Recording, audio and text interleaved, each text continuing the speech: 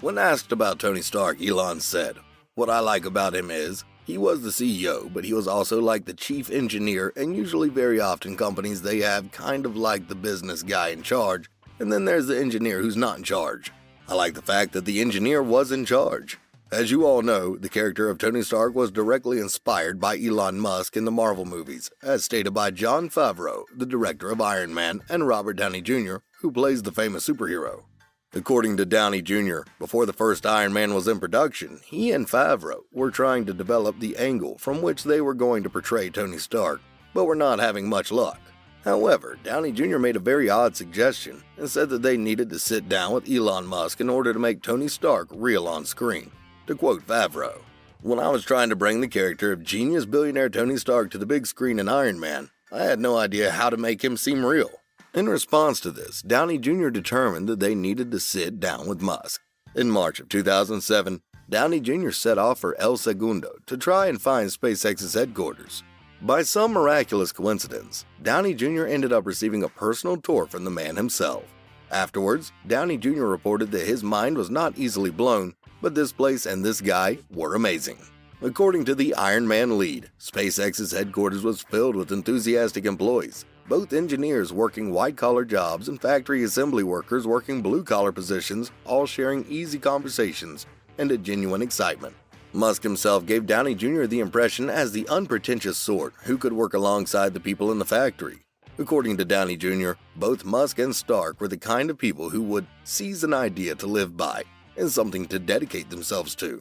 It was an enlightening experience, and experiencing SpaceX's facilities and Musk's accessible eccentricities sent Downey Jr. back to the Iron Man production office with quite some inspiration. Musk also recalled this meeting. "When Jon Favreau and Robert Downey Jr. were doing the first Iron Man, they came to visit me to ask for some advice on the script.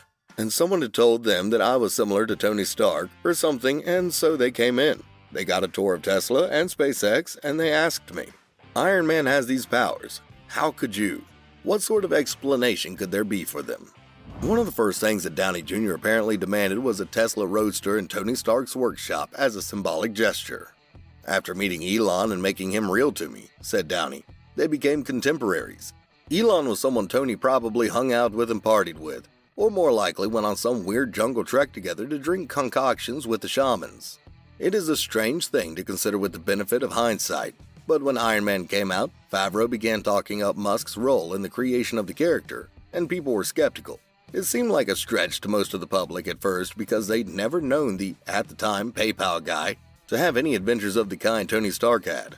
However, the press lapped up the comparison, and over time, the people started to understand the eccentricities of the businessmen behind Tesla and SpaceX.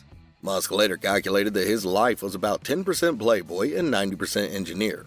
After moving to a house in Bel Air, Musk found himself nestled between Quincy Jones, the music producer, and Joe Francis, the creator of the Girl Gone Wild videos, and found himself taking part in the Hollywood nightlife and his social scene with his new neighbors and friends. According to Bill Lee, Musk's close friend, there were a lot of parties to go to. Elon was neighbors with two quasi-celebrities. Our friends were making movies, and through this confluence of our networks, there was something to go out and do every night. This new perception of Musk continues to this day, and Musk has been very happy to associate himself with the superhero. In his own words, "I like that the engineer was in charge." It might be because of this love for Iron Man that means that he has gotten even more involved in Iron Man 2 than he was in the first one. The Tesla CEO welcomed some of the filming inside his own facilities in SpaceX and even made an on-screen cameo appearance in the film. In this cameo, he is referred to by name and meets with Tony Stark with a compliment and a handshake, which definitely adds some credibility to Downey Jr.'s statement about Stark and Musk likely having been guys who would have hung out together and partied. Although Iron Man 3 is out at this point, and there doesn't seem to be any shamanistic concoction drinking by the pair in the movie, there's always hope for Iron Man 4 though. To conclude, although Musk hasn't invented a robotic suit yet, he may arguably be considered our real-life Iron Man. His influence on the most recent incarnation of the superhero is undeniable.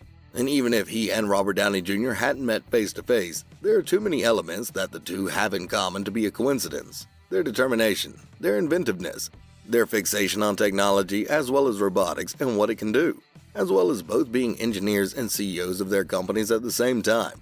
So alongside everything else that Musk has invented for people today, We may also have him to thank for the film that launched the Marvel Cinematic Universe. Plus, if a mysterious man ends up flying around in a robotic suit anytime soon, we all know who to blame.